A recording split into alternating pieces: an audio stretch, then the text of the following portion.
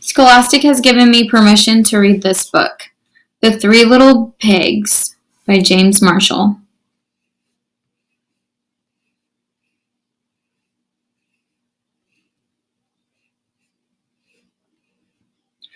Once upon a time, an old sow sent her 3 little pigs out into the world to seek their fortune. "Now be sure to write," she said, "and remember that I love you."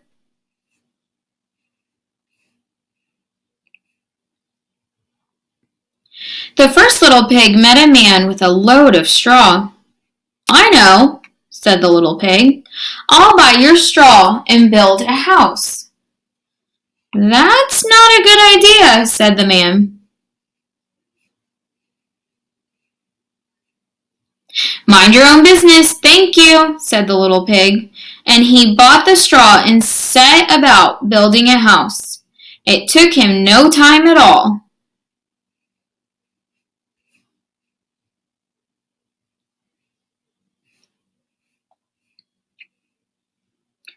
Very soon a lean and hungry wolf happened by.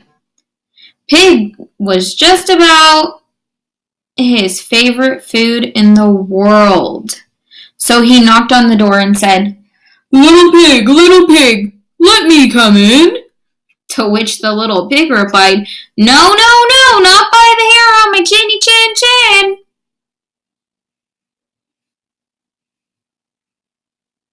This annoyed the wolf to no end, and he said, "Then I'll huff, and I'll puff, and I'll blow your house in."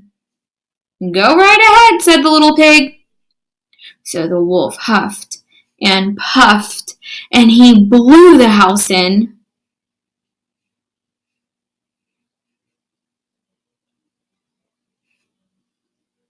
And he gobbled up the little pig.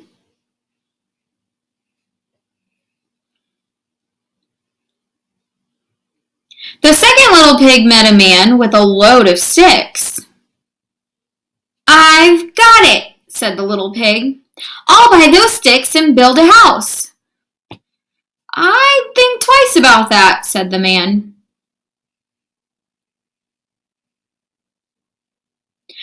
"Oh, pooh," said little pig. "What would you know?" And he bought the sticks and went to work building a house. "Very pretty," he said.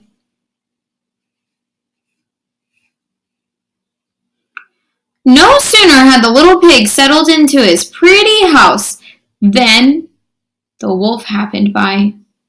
He was still hungry, and he said, little pig, let me come in." To which the little pig replied, "No, no, no, not by the hair on my chinny chin chin."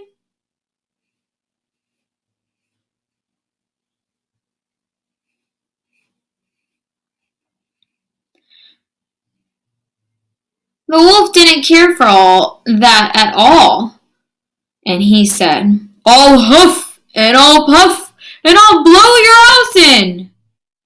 "Ha, ha, ha," said little pig. So the wolf huffed and puffed and blew the house in.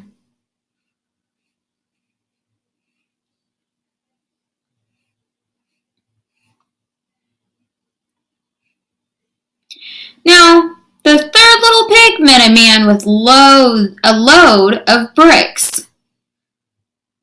"These bricks will make a fine sturdy house," said the man. "Great idea, my good fellow," said the little pig. So he bought the bricks and set about building a house. It took him quite a bit of time, but it was well worth it. "Nice and solid," said the little pig. "Nice and solid."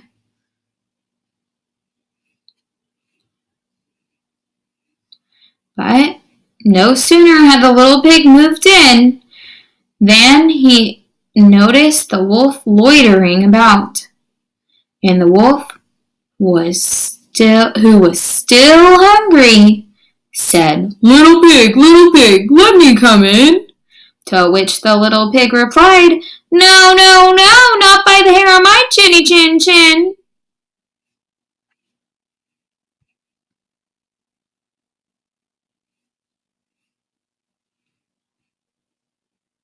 Well, the wolf had heard that before, and he said, "I'll huff, and I'll puff, and I'll blow your house in."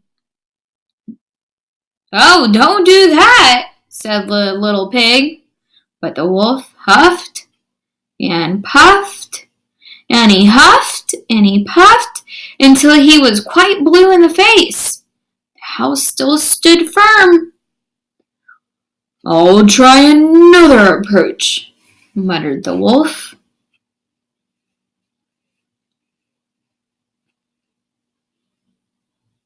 And he put on his most dazzling smile. "Little pig, I was only teasing," he said. "By the way, I hear tell that Farmer Jones has the most scrumptious turnips. Shall we go pick a few?" "Oh, I'm much too busy," said the little pig. "What about tomorrow morning?" "Excellent," said the wolf. "I'll come for you at 6. The next morning the little pig got up at 5, hurried off to Farmer Jones' turnip field, picked a basketful of scrumptious turnips, and dashed back home. When the wolf arrived at 6, the turnips were already boiling in a pot. "Sorry I couldn't wait," said Little Pig. The wolf tried not to show his displeasure.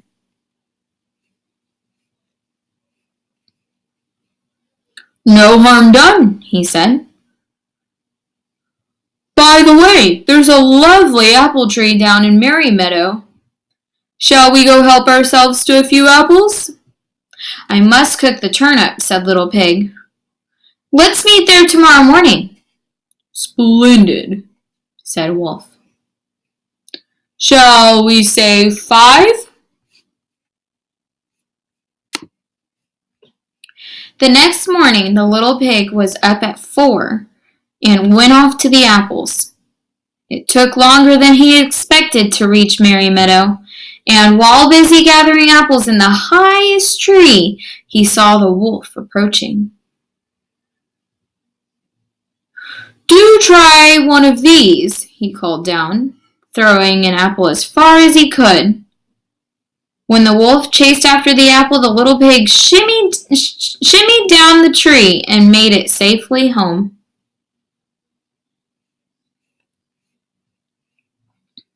The next day the wolf came by.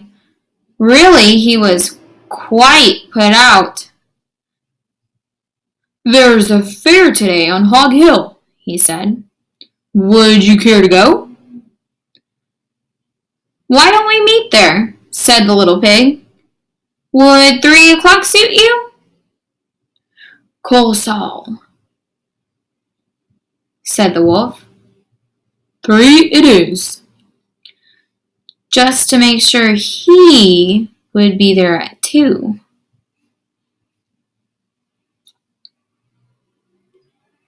At 1 in the afternoon, the little pig went to the fair and had a fine time. So fine, he lost track of the hour. Suddenly, out of the corner of his eye, he saw the wolf coming up the hill. Without a minute to spare, the little pig jumped inside the empty butter churn and rolled down the hill toward the wolf. Well, the wolf was so scared, he ran all the way home. That evening, the wolf went to the little pig's house and told him how frightened he'd been by the great round thing that came down the hill. "Frightened? You? Did I?" said the little pig. "That great round thing was a butter churn, and I was inside."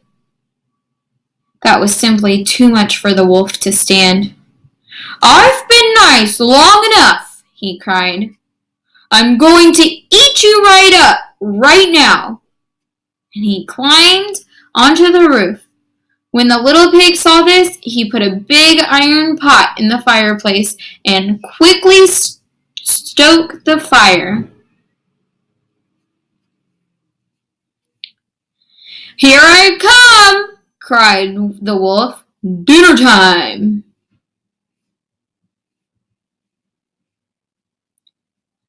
"You can say that again," said Little Pig, and he cooked the mean old wolf and gobbled him up.